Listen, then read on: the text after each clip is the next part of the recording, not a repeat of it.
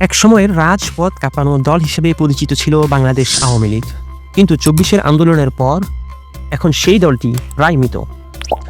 আন্তর্জাতিক অপরাধ ট্রাইব্যুনালে শেখ হাসিনার রায়কে কেন্দ্র করে ১৩ই নভেম্বর তাদের পক্ষ থেকে লকডাউনের কর্মসূচি দেওয়া হয়। এরপর হঠাৎ করেই আবার দলটি একেবারে চুপচাপ হয়ে গেল। তাহলে কি হলো আওয়ামী লীগের? তারা কি আর কখনো জেগে উঠবে না, নাকি জনবিচ্ছিন্ন হতে হতে একেবারে তাদের শেকড় সহ উপড়ে গেছে, নাকি চুপচাপ থাকাটাও তাদের একটা কৌশল? ২৪-এর গণঅভ্যুত্থানের ১.৫ বছরের মাথায় দেশের রাজনীতিতে আওয়ামী লীগের প্রাসঙ্গিকতা নিয়ে আকাশে বাতাসে ঘুরে বেড়াচ্ছে নানান গুঞ্জন। বাংলাদেশ জামাতে ইসলাম সহ ধর্মভিত্তিক রাজনৈতিক দলগুলো শক্তিশালী হয়ে ওঠা, এনসিপির মতো কয়েকটি দলের আবির্ভাব হওয়া আওয়ামী লীগের জন্য মোটেও কোনো প্রকার শুভ বার্তা দিচ্ছে না। এর মধ্যেই আওয়ামী লীগ দলটির অধিকাংশ নেতা দেশের বাইরে, আর কিছু জেল হাজতে। আরও আছে বর্তমান সরকার কর্তৃক দলটির উপর রাজনৈতিক সাময়িক নিষেধাজ্ঞা। আশঙ্কা করা হচ্ছে আন্তর্জাতিক অপরাধ ট্রাইব্যুনালে দলটি বিচারের মুখোমুখি হওয়া। এমন পরিস্থিতিতে আওয়ামী লীগ কীভাবে আবার দেশের রাজনীতিতে ফিরে আসবে তা নিয়ে জনমনে একটি বড় প্রশ্ন তৈরি হয়েছে। এখন কে বা কারা এই দলটির হাল ধরবে, এটাই একটা বড় প্রশ্ন। কারণ দল পরিচালনার জন্য যারা নির্দেশনা দিতেন তারা বেশিরভাগ দেশের বাইরে, আর যারা দেশে আছেন তারা আছেন জেল হাজতে।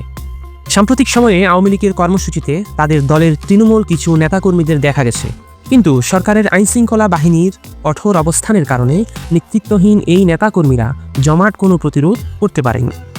এরপর আছে তাদের বিরুদ্ধে মামলা ও হামলার ভয়। সক্রিয় সকল নেতাকর্মীর নামে আছে এক বা একাধিক মামলা। নিয়মিত পুলিশও যাচ্ছে তাদের বাড়িতে, তাদের থাকার আশ্রয়েও রয়েছে ভয়। এমন নানান বিপদ আপদ মাথায় নিয়ে চলতে হচ্ছে আওয়ামী লীগের তৃণমূল নেতাকর্মীদের। দলের নেতাকর্মীদের এই পরিস্থিতি দেখে কর্মীরা দিন দিন আশাহীন হয়ে পড়ছে। তাদের মনে হচ্ছে সবচেয়ে বড় বিপদে বোধহয় তারাই আছেন। বাড়িতে স্বাভাবিক জীবনযাপন করার কোনো উপায় নেই, আবার নেতৃত্বহীনতায় মাঠেও দাঁড়ানোর মতো কোনো অবস্থা নেই এই মুহূর্তে। ভবিষ্যতের দিকে তাকিয়ে থাকা ছাড়া এই মুহূর্তে আওয়ামী লীগের আর কোনো আশার আলো নেই। তৃণমূল নেতাকর্মীদের যখন এই অবস্থা, আওয়ামী লীগকে এই মুহূর্তে রাজনৈতিক বিভাজনের দৃষ্টিতে একটু বোঝার চেষ্টা করা যাক। ১৯৭৫-এর পরেও ঠিক একই ধরনের পরিস্থিতি তৈরি হয়েছিল। বেশ কয়েক বছর নীরবেই পরিচালিত হয় তাদের দলের কার্যক্রম।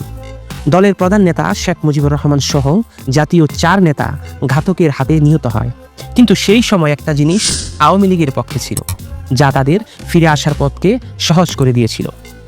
আর তা হলো বঙ্গবন্ধু শেখ মুজিবুরের লেগাসি এবং আওয়ামী লীগের পলিটিক্যাল চালাকি। কিন্তু এবার পরিস্থিতি কিছুটা ভিন্ন। দলের কাঁধে স্বৈরাচারের তকমা এবং দলীয় প্রধানের বিরুদ্ধে ফাঁসির রায়। ফলে আওয়ামী লীগের পক্ষে এখন নতুন কোনো কৌশল করা সম্ভব না। কিন্তু কথায় আছে, হাতি বাঁচলেও লাখ টাকা, মরলেও লাখ টাকা। তাই তো দলটি আওয়ামী লীগ বলেই এখনও ফেরার আশা ছাড়ছেন না রাজনৈতিক পর্যবেক্ষকরা। কারণ রাজনীতিতে অনেক সময় চুপ থাকাটাকে অনেক বড় কৌশল বলেই ধরা হয়। অতীতে দেখা গেছে আওয়ামী লীগ যখন কোনো বড় কঠিন সিদ্ধান্ত নিতে চেয়েছে, তখন তার আগে কিছু সময় তারা নীরব থেকেছে। আর এই নীরবতা হতে পারে সেই সিদ্ধান্তের প্রয়োজনীয় প্রস্তুতি এবং নেতাকর্মী ও জনগণকে সেই সিদ্ধান্তের জন্য মানসিকভাবে তৈরি করার কৌশল। দলের ভিতরে সাংগঠনিক যেই দুর্বলতা তৈরি হয়েছে তা কাটিয়ে ওঠা সম্ভব হয়নি আওয়ামী লীগের পক্ষে। এই নীরবতার সময়টি দলের ভেতরের দুর্বলতা কাটিয়ে ওঠার জন্য ব্যবহার করার চিন্তা করে থাকতে পারে বলে এই দলের হাইকমান্ড। এই মুহূর্তে বাংলাদেশের সব রাজনৈতিক দলকে বলা যায় আওয়ামী লীগের প্রতিপক্ষ। অনেক সময় উত্তেজনাপূর্ণ পরিস্থিতিতে তাৎক্ষণিক প্রতিক্রিয়া না জানিয়ে আওয়ামী লীগ অপ্রয়োজনীয় সংঘাত এড়িয়ে চলার নীতি অনুসরণ করতে পারে। এতে করে প্রতিপক্ষের আগ্রাসী ভাব কিছুটা কমে আসতে পারে। কারণ সাম্প্রতিক অতীতে আওয়ামী লীগ যতগুলো কর্মসূচি দিয়েছে তার সবগুলোই প্রতিপক্ষ, বিশেষ করে ছাত্রদের তৈরি করা দলগুলোর পক্ষ থেকে মারমুখী অবস্থান গ্রহণ করা হয়েছে। মূলত সাধারণ মানুষ আওয়ামী লীগের প্রতি তৈরি হওয়া ক্ষোভকে পুঁজি করে এমন বিশাল দলের বিরুদ্ধে মারমুখী আচরণ করা সম্ভব হয়েছে। সাম্প্রতিক সময়ে আন্তর্জাতিক অঙ্গনে আওয়ামী লীগের যোগাযোগের ব্যাপারে নানা তৎপরতার কথা শোনা যাচ্ছে।